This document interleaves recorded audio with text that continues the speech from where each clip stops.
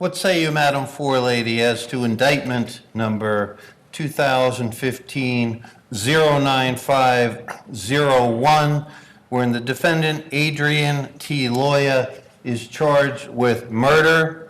Is he not guilty? Not guilty, lack of criminal responsibility, guilty first-degree murder, guilty second-degree murder, or guilty manslaughter? Guilty first-degree murder. And what subcategory of first-degree murder, please? Deliberate premeditation and extreme atrocity and cruelty.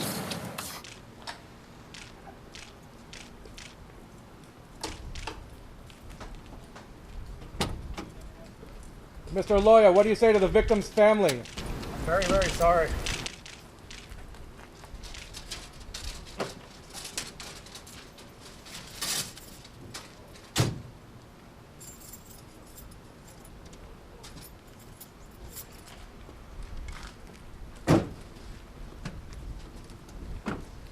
Well, I think the verdict was consistent with the evidence the jury heard, and anyone who, had the opportunity to observe the trial, I think was able to see that this jury really performed their duty with a very conscientious spirit, and they're tough. It's a tough case, and they heard from a lot of experts, and it was, a classic battle of the experts. But I really think they came to the right conclusion.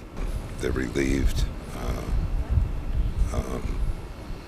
that they've lived with, a terrible, terrible incident in their lives.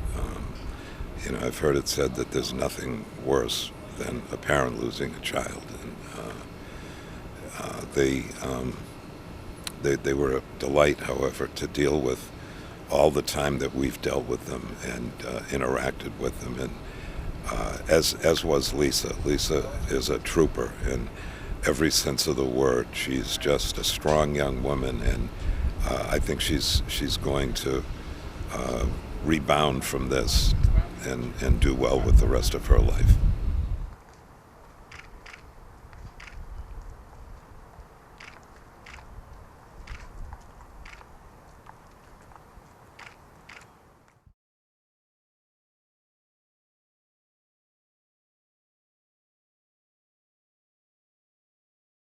It's nice to have justice served. It's not my decision. I don't have any control over the situation, but I feel like justice has been served. Moving forward, from here on out, everything's a little different, and we have to make do with what we have.